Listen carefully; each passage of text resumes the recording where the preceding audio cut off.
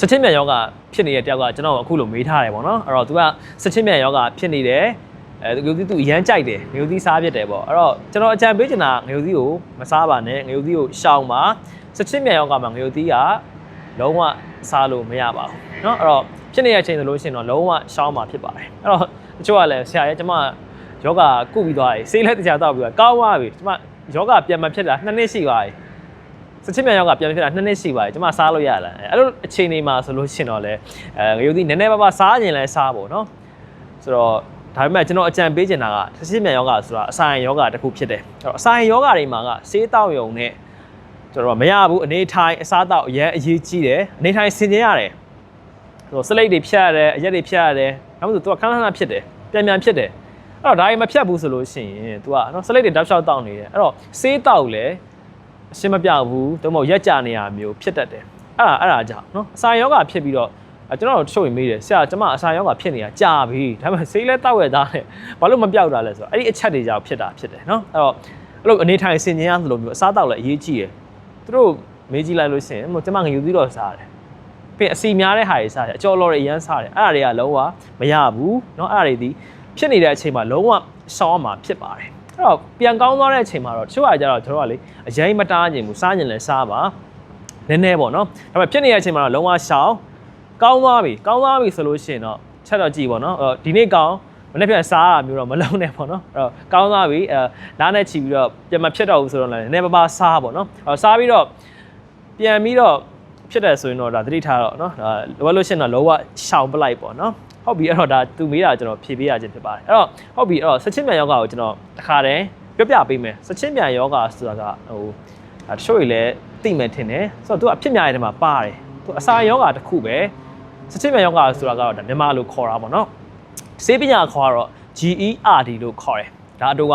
ရှေ့ရောက်ကြတော့ဒီ gastroesophageal reflux disease လို့ခေါ်တယ်เนาะအဲ့တော့သူဒီစချစ်မြန်ယောဂအစာအိမ်ကနေပြီးတော့ဒီ acid တွေက esophagus လို့ခေါ်တဲ့အစာရည်မျိုးကိုအဲ့ acid တွေထွက်လာလို့ဖြစ်ပါတယ်ရောက်လာလို့ဖြစ်ပါတယ်เนาะပုံမှန်ဆိုလို့ရှိရင်ကျတော့အစာအိမ်ရဲ့ဒီအပေါ်ပေါ့เนาะအပေါ်မှာသူကလုံအောင်ဆိုပြီးတော့သူရဲ့ရှုပ်ကြွတာရှိတယ်အဲ့ဒါကအစာဝင်တယ်ရှုပ်ကြွတာကိုဖြတ်တယ်ပြီးပြန်ပိတ်တယ်ဒါပုံမှန်ပဲတော့အစာအိမ်ရဲ့ acid ကအပေါ်ကိုပြန်တက်ကြအောင်အကြောင်းမရှိဘူးဒါပေမဲ့အဲ့ဒီအကြောင်းမျိုးကြောင့်အဲ့ဒီရှုပ်ကြွတာအားနေသွားတဲ့အခါမှာမလုံတဲ့အခါမျိုးမှာဆိုရင်အစာရည်ထဲမှာရှိတဲ့ acid တွေကအပေါ်ပြန်တက်ပြီးတော့esophagus လို့ခေါ်တဲ့အစာရည်မျိုးကိုသူကသွားပြီးတော့စားတယ်ပေါ့နော်ပုံမှန်ဆိုလို့ရှိရင်အစာရည်ကခန္ဓာရည်ရှိတယ်အဲ့ဒီ acid ကိုဒါပေမဲ့ဒီ esophagus လို့ခေါ်တဲ့အစာရည်မျိုးကကြတော့ဒါမခံစားနိုင်ဘူးမခံစားနိုင်တော့ဘာဖြစ်လဲဆိုလို့ရှိရင်ဝေဒနာတွေဖြစ်တယ်အဲ့တော့ရင်ပူတယ်နော်ရင်ပူတယ်ပူဆက်ပူလောင်ဖြစ်တယ်ပြီးလို့ရှိရင်တချို့တွေချောင်းအကြာကြီးဆိုတာမျိုးဖြစ်တယ်ပါးစပ်ခါတယ်နောက်ပြီးတဲ့အခါမှာတချို့တွေကြောက်လဲဒီ acid ကြောင့်ချင်တယ်ဒီလိုမျိုးလက္ခဏာတွေပြနိုင်တယ်ပေါ့နော်ပြီးလို့ရှိရင်ဘိုင်းအောက်တာမျိုးဒါမျိုးတွေဖြစ်တတ်တယ်အဲ့တော့ဒါလက္ခဏာတွေဘယ်သူတွေဖြစ်များလဲဆိုရင် तू ကခုနကကျွန်တော်ပြောတဲ့အစားတော့နော်ဟိုမစင်ကျင်တဲ့လူတွေပေါ့နော်အဲ့တော့အပူဆက်တွေအရန်စားတဲ့လူတွေဖြစ်တတ်တယ်အဲ့တော့စီကြောသားတွေအကြောလော်တွေထောက်လျှောက်စားနေတဲ့လူတွေဖြစ်တတ်တယ်ပြီးတဲ့အခါမှာဆိုလို့ရှိရင်စလိတ်အရန်တောက်တဲ့လူတွေအရက်ကိုအလွန်ကျွံတောက်တဲ့လူတွေဒါတွေသူတို့တွေကအဖြစ်များတယ်ဒါပေမဲ့အစားကိုအရန်စားတဲ့လူတွေသူများတစ်ပတ်ကနှစ်ပတ်ကစားတယ်သူတို့ကမဟုတ်3-4ပတ်ကအချိန်တိုင်းလို့စားတဲ့လူတွေဆိုလို့ရှိရင်ဖြစ်နိုင်ချေများတယ်တချို့ဆိုလို့ရှိရင်အန်ထောက်အောင်မှာစားတယ်အဲ့လိုလူမျိုးတွေဆိုလို့ရှိရင်ဖြစ်နိုင်ချေများတယ်တချို့ကျတော့အဝလွန်နေတဲ့လူတွေမှာဒါဖြစ်နိုင်ချေပို့ပြီးတော့များပါတယ်เนาะအဲ့တော့ဒါဒီလူတွေကသတိထားဖို့လိုအပ်တယ်အဲ့တော့ခုနလက္ခဏာလည်းပြောပြီးသွားပြီဘယ်လိုလူတွေဖြစ်နိုင်ချေပိုများလဲဆိုတာလည်းပြောပြီးသွားပြီအဲ့တော့ဒီယောဂဖြစ်ပြီဆိုလို့ရှိရင်ကျွန်တော်ကဘယ်လိုကုသရလဲဆိုရင်အဓိကတော့အစာအိမ်ဈေးတွေပဲပေးရတယ်เนาะအဲ့တော့ကုသမှုမှာအစာအိမ်ဈေးအပြင်မှာအနေထိုင်ရှိမှကျွန်တော်ပြောခဲ့သလိုအနေထိုင်လည်းသတိထားရတဲ့အစားအသောက်လည်းစင်ကြယ်ရတယ်เนาะဒါမှသာကျွန်တော်ကတတ်တာမှာဖြစ်ပါတယ်မြင်မြင်ဆန်ဆန်တတ်တာမှာဖြစ်ပါတယ်နောက်ဆိုဆေးဘလောက်တောက်တော့ဟာအရှင်းမပြောက်ဘူးဆိုတာဒီလိုအချက်တွေကြောင့်ဖြစ်ပါတယ်အဲ့တော့အစာအိမ်ဈေးတွေဆိုတာကတော့ဒါအားလုံးသိကြတဲ့အတိုင်းပဲomeprazole လိုမျိုးဆေးတွေပါတယ်အခုက ranitidine လိုဆေးတွေပါတယ်ပြီးလို့ရှိရင် digoxin လိုဆေးတွေပါတယ်เนาะဒီလိုဆေးတွေပါဝင်တယ်အဲ့တော့ဒါတော့ဆရာဝန်တွေတခြားညွှန်ကြားမှာဖြစ်ပါတယ်เนาะအဲ့တော့digoxin ဆိုလို့ရှိရင်တော့ဆရာဝန်ညွှန်ကြားချက်မလို့ကိုယ့်အတာကိုတောက်လို့ရတယ် omeprazole ranitidine ဒီလိုအစာအိမ်ဈေးတွေကကြတော့ဆရာဝန်ညွှန်ကြားချက်နဲ့တောက်မှာဖြစ်ပါတယ်လိုအပ်လို့ရှိရင်ဒါเนาะရက်ကြာကြာတောက်ရတာမျိုးရှိတယ်ဒါကတော့ဆေးနဲ့ပတ်သက်ပြီးတော့ပြောသွားတာဖြစ်ပါတယ်เนาะပြီးလို့ရှိရင်ကျွန်တော်အစားအသောက်မှာဆိုရင်အပူဆက်တွေရှောင်ရမယ်เนาะပူတဲ့ဆက်တဲ့ဟာတွေစီကြောစားတွေအကြော်လော်တွေဒါတွေရှောင်မယ်ပြီးလို့ရှိရင်စလိတ်အရက်ဘီယာဒါတွေကိုဖြတ်ရမယ်เนาะဒါတွေသတိထားမယ်ပြီးလို့ရှိရင်ကိုလေးချိန်များနေရဆိုလို့ရှိရင်ကိုလေးချိန်ကိုရှော့ပါအစားကိုတစ်ထိုင်နဲ့အများကြီးမစားပါနဲ့ကိုကမဟုတ်ဘူး အရင်စားကြတဲ့လူဆိုရင်နည်းနည်းခဏစားပါအစီစိတ်တွေကိုလည်း short စားပါရှောင်ပါเนาะဒါဆိုလို့ရှိရင်သူကအဝါလုံးယောဂါကိုလည်းထိပြီးသားဖြစ်သွားမယ်ဝေးချဖို့တက်လည်းအထောက်ကူပြုမှာဖြစ်ပါတယ်เนาะဟုတ်ပြီအဲ့တော့တကယ်လို့ဒါဒီဆက်ချင်းပြန်ယောဂါကိုတိကျမကုသဘူးဆိုလို့ရှိရင်ကျွန်တော်နောက်ဆက်တွဲပြဿနာတွေကနည်းနည်းချွတ်တွေကဖြစ်တတ်တယ်ဘာဖြစ်တတ်လဲဆိုလို့ရှိရင်သူကဒီအစာရည်မျိုးသွားပြီးတော့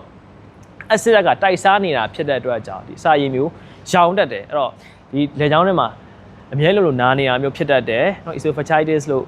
ခေါ်တယ်ပြီးလို့ရှိရင်ဒီအစာရည်မျိုးမှာဒီ acid ကစားပြီးတော့အစာရည်မျိုးမှာအနာတွေဖြစ်နိုင်တယ်အနာဖြစ်ပြီဆိုလို့ရှိရင်တော့ပို့ပြီးတော့နာမှာပေါ့เนาะအဲ့တော့ဒါကိုကုသဖို့အတွက်အချိန်အများကြီး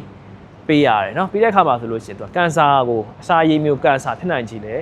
များစေတယ်เนาะဒါကရှားပါဖြစ်တတ်တယ်ဒါပေမဲ့သူ့ရဲ့ risk တော့ရှိတယ်ဖြစ်နိုင်ခြင်းတော့များတယ်ပေါ့เนาะအဲ့ပုံမှန်လူတယောက်တည်းစားရဲဒီကြီးရတွေဖြစ်နေပြီတခြားမကုသဘူးဆိုလို့ရှိရင်ဒီအစာရည် acid ကအစာရည်မျိုးတွေကိုခဏရောက်တဲ့ခါမျိုးမှာချို့လူတွေမှာအစာရည်မျိုးကန်ဆာဖြစ်တတ်တယ်เนาะဒါဖြစ်နိုင်ကြီးတော့အရန်နဲပါတယ်เนาะအဲ့ဒါကြောင့်တခြားလေးကုသပါမပေါ့စားပါနဲ့ဆေးလဲတောက်ပါအနေထိုင်လဲဆင်ញင်ပါเนาะဟောကျွန်တော်အခုပြောပြမယ့်အချက်တွေဖြစ်နေပြီဆိုလို့ရှိရင်တော့အရေးကြီးတယ်ဥပမာအဖြစ်မျိုးချခတ်နေပြီအစာမျိုးချလို့မရတော့ဘူးရေလည်းမရတော့ဘူးเนาะထမင်းလည်းမရတော့ဒါဆိုအရေးကြီးရဆရာနဲ့ချက်ချင်းပြရမှာဖြစ်တယ်ကော်ဖီလိုအန်တာမျိုးဆရာနဲ့ချက်ချင်းပြပါဝမ်းမဲသွားတာမျိုးဆရာနဲ့ချက်ချင်းပြပါပြီးအစားတော့ပြတ်သွားတာဘာမှမစားကြတော့ဂရိမတွေးတော့အဲ့ဆိုလို့ရှိရင်ဆရာနဲ့ချက်ချင်းပြပါပြီးလို့ရှိရင်ဘာအကြောင်းရင်းမယ်ရမရှိဘဲနဲ့ပိန်သွားတာမျိုးဥပမာကိုကနော်